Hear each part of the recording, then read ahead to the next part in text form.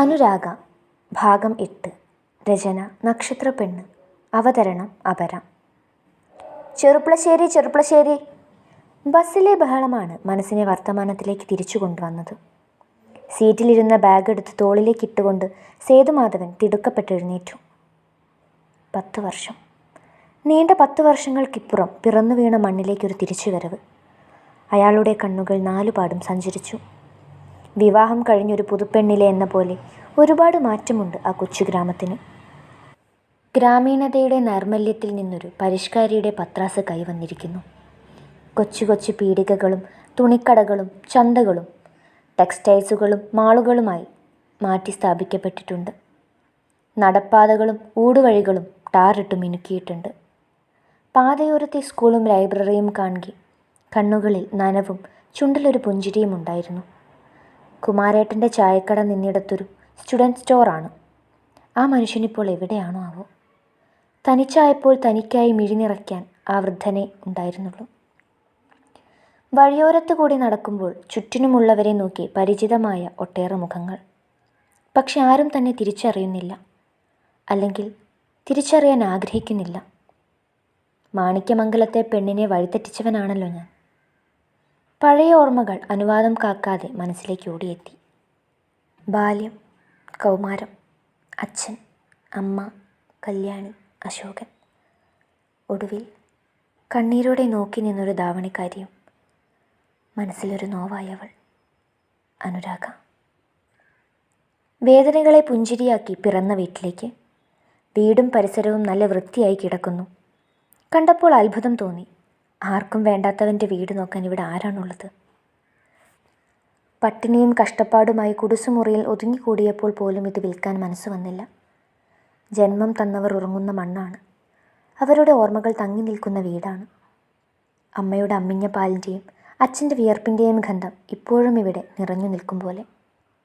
ഒരിറ്റു കണ്ണുനീർ കവിളിനെ നനച്ചുകൊണ്ട് നെഞ്ചിലേക്ക് അടർന്നു വീണു. തൊടിയിലെ അസ്ഥിത്തറയിൽ തല ചായ്ച്ച് കിടന്നു കുറേ നേരം അമ്മയുടെ മടിത്തട്ടിലെന്ന പോലെ, അച്ഛൻ്റെ വിയർത്തൊട്ടിയ നെഞ്ചിലെന്ന പോലെ. ഒടുവിൽ താനും തനിച്ചായി. ആരുമില്ലാത്തവൻ, എന്തിനോ വേണ്ടി പിറന്നു വീണവൻ. പോക്കറ്റിൽ നിന്നും താക്കോലെടുത്ത് വാതിൽ തുറന്നു. വലിയ ശബ്ദത്തോടെ അത് രണ്ടായി പിളർന്നു. പുറമേ നല്ല വെടുപ്പാണെങ്കിലും വീടിനകം ആകെ പൊടിപിടിച്ച് കിടപ്പാണ്. ചിലന്തികൾ വലകെട്ടി ആഘോഷമാക്കിയിട്ടുണ്ട്. എല്ലാം ഒന്ന് പൊടി തട്ടിയെടുത്തപ്പോഴേക്കും നേരം ഉച്ച കഴിഞ്ഞു. വിയർപ്പ് വറ്റാൻ ഉമ്മറത്ത് വന്നിരുന്നപ്പോൾ മതിലിനപ്പുറത്ത് നിന്നൊരാൾ എത്തി നോക്കുന്നു. കാഴ്ചക്കുറവ് കാരണമാവാം വലതു കൈപ്പത്തി കണ്ണിന് മുകളിൽ വെച്ച് കൂർപ്പിച്ചാണ് നോക്കുന്നത്. മുഖം വ്യക്തമാകുന്നില്ല. ആരാ അത്? പരിചിതമായ ശബ്ദം കേട്ടപ്പോൾ തന്നെ ആളെ മനസ്സിലായി. കുമാരേട്ടൻ. വല്ലാത്തൊരു സന്തോഷം ആ മനുഷ്യനെ കണ്ടപ്പോൾ. പ്രായം തളർത്തി തുടങ്ങിയ ശരീരം കൊണ്ടയാൾ പതുക്കെ കയറി വരുമ്പോഴേക്കും ഓടിച്ചെന്ന കയ്യിൽ പിടിച്ചു. മാഷ്. വൃദ്ധനയനങ്ങളിൽ അശ്രു നിറഞ്ഞു. ചുക്കിച്ചുളിഞ്ഞ കൈ കൊണ്ടയാൾ സേതുവിൻ്റെ മുഖമാകെ തഴുകി. സുഖല്ലേ കുമാരേട്ടാ? മാഷ്കോ? ചോദ്യത്തിനോടൊപ്പം അയാളുടെ കണ്ണുകൾ സേതുവിന് പുറകിൽ പരതി, ആരെയോ തേടുന്ന പോലെ. ആരുമില്ല, ഇപ്പോഴും തനിച്ച. വേദന ചാലിച്ചൊരു പുഞ്ചിരി ചൊടികളിൽ സ്ഥാനം പിടിച്ചു. എന്തൊക്കെയുണ്ട് വിശേഷങ്ങൾ? എഴുതി ചോദിക്കാനൊരു വിലാസം കൂടി തന്നില്ല. എന്താ, എവിടെയാ, എങ്ങനെയെന്നൊന്നും അറിയാതെ ഒരു സമാധാനം ഉണ്ടായിരുന്നില്ല എനിക്ക്. സുഖമായിട്ടിരിക്കുന്നു. ഒറ്റ വാക്കിൽ മറുപടി ചുരുക്കി. എൻ്റെ വേദനകൾ എന്നും എൻ്റെ മാത്രമാകട്ടെ.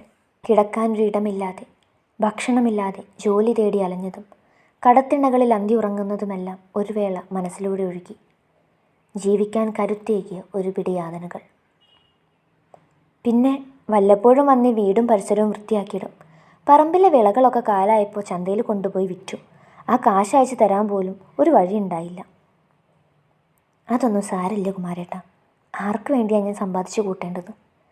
സേതുവിൻ്റെ വിയർപ്പ് മുഴുവൻ ഈ നാട്ടിൽ തന്നെ കിടക്കട്ടെ, എന്നെ ഇവിടേക്ക് ചേർത്ത് വെക്കുന്ന ഒരു കണ്ണിയായിട്ട്.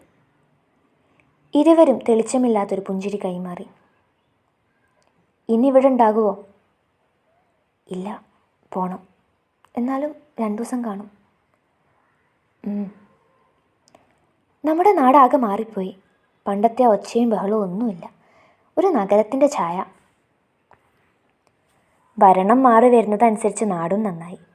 എന്നാലും ഇപ്പോഴും പകുതിയിലേറെ മാണിക്യമംഗലത്തുകാർ തന്നെയാണ് നോക്കി നടത്തുന്നത്. എനിക്ക് നത്തടം വരെ പോകണം. കുറേ ആയില്ല എല്ലാവരെയും കണ്ടിട്ട്. അതുവരെ പുഞ്ചിരിച്ചിരുന്നിരുന്ന കുമാരേട്ടൻ്റെ മുഖം പൊടുന്നനെ മാറി. വേണ്ട മാഷേ, അവിടേക്ക് പോകണ്ട.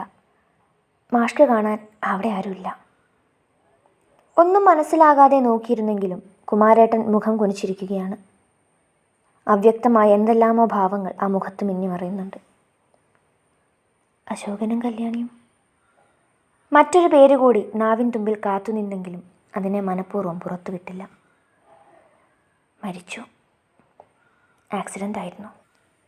വല്ലാത്തൊരാഘാതത്തോടെയാണ് ആ വാർത്ത എന്നിലേക്ക് വന്നു പതിച്ചത്. കുഞ്ഞുനാൾ മുതൽ കൂടെ കളിച്ചു ചിരിച്ചു നടന്നൊരു കിലുക്കാൻ പെട്ടി പെണ്ണ്, എൻ്റെ കല്യാണി.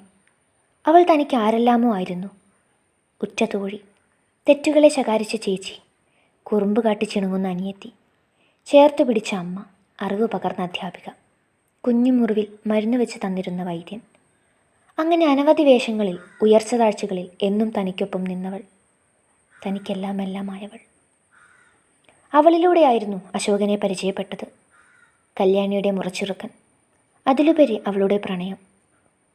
കണ്ട നാൾ മുതൽ അവനും തൻ്റെ പ്രിയപ്പെട്ടവനായി മാറുകയായിരുന്നു. കൂലിപ്പണിക്കാരൻ്റെ മകൻ എന്നൊരു അവഗണന ഇന്നോളം കാണിച്ചിട്ടില്ല മാണിക്യമംഗലത്തെ ഇണക്കുരുവികൾ. തനിക്ക് ഏറ്റവും പ്രിയപ്പെട്ടവർ, ഹൃദയത്തോട് ചേർത്ത് വെച്ചവർ. ഇനി അവരില്ല എന്ന സത്യം വല്ലാത്ത നോവേകി. അവസാനമായൊരു നോക്കു കാണുവാൻ കൂടി തനിക്കായില്ലല്ലോ. കണ്ണുകൾ നിറഞ്ഞൊഴുകി. 10 ആണ്ട് കഴിഞ്ഞു അവർ പോയിട്ട്. സുമിത്രയും സാവിത്രിയും, അശോകൻ്റെ സഹോദരിമാരില്ലേ, അവരും ഭർത്താക്കന്മാരുമാണ് ഇപ്പോൾ തറവാടും കാര്യങ്ങളും നോക്കി നടത്തുന്നത്. വീണ്ടും ഒരു നാമം വല്ലാതെ പുളിച്ചത് കെട്ടി വന്നു. അടക്കി നിർത്താനാവുന്നില്ല. രാഗ, അനുരാഗ. ഏറെ പ്രയാസപ്പെട്ട് മടിച്ചൊടുവിലത് പുറത്തു വന്നു. കുമാരേട്ടൻ്റെ കണ്ണുകളിൽ ദൈന്യത വന്നു നിറയുന്നത് ഭയത്തോടെയാണ് നോക്കിയിരുന്നത്. ഉത്തരം നൽകാൻ താമസിക്കുന്ന ഓരോ സെക്കൻഡുകളും ഓരോ യുഗങ്ങളെപ്പോലെ നീണ്ടു പോയി. തകർന്നു പോയില്ലേ അവള്? എല്ലാവരും കൂടി തളർത്തി കളഞ്ഞില്ലേ ആ കുഞ്ഞിനെ? അന്ന് മാഷി പോയേ പിന്നെ അനുമോളൊന്ന് ചിരിച്ചിട്ടില്ല, കരഞ്ഞിട്ടില്ല. ഒന്നിനോടും പ്രതികരിക്കാതെ മരവിച്ചൊരിപ്പായിരുന്നു. അശോകം വന്ന് തലങ്ങും വിലങ്ങും അടിച്ചപ്പോൾ പോലും അവളൊന്നും അനങ്ങുക പോലും ചെയ്തില്ല. മനസ്സ് മരിച്ചു കാണും അതിൻ്റെ. അയാളുടെ ദൃഷ്ടി സേതുവിൽ നിന്നും മറ്റെങ്ങോട്ടോ തെന്നിമാറി. ഉള്ളിലെ മുറിവുണങ്ങും മുന്നേ അവരതിനെ കല്യാണം നടത്തി. ഒരിക്കൽ അവളെ പെണ്ണ് കണ്ടു പോയവൻ തന്നെയായിരുന്നു. കല്യാണപ്പന്തലിൽ പാവ കണക്കിയിരിക്കുന്നു അനുകുഞ്ഞിൻ്റെ മുഖം. സഹിക്കില്ല മാഷേ, ഇപ്പോഴും ഉണ്ടത് മനസ്സിൽ മായാതെ. വിവാഹം, രാഗയുടെ വിവാഹം കഴിഞ്ഞോ? നന്നായി. അതുതന്നെയല്ലേ താനും ആഗ്രഹിച്ചിരുന്നത്. അവൾക്കൊരു നല്ല ജീവിതം, നല്ല ഭാവി. എല്ലാം നന്നായി വന്നു. ഇത്തിരി വിഷമിച്ചിട്ടാണെങ്കിലും. ഹൃദയത്തിലേക്കൊരു മഞ്ഞുവീഴ്ചയുണ്ടായ പോലെ, തണുത്ത കാറ്റ് തലോടിയ പോലെ. അതോടെ എല്ലാം തീർന്നു എന്ന് കരുതി സമാധാനിച്ചിരിക്കുകയായിരുന്നു. പക്ഷേ അതിലും വലിയ വിഷയങ്ങൾക്കുള്ള മുന്നോടിയാണെന്ന് ആരും കരുതിയിരുന്നില്ല.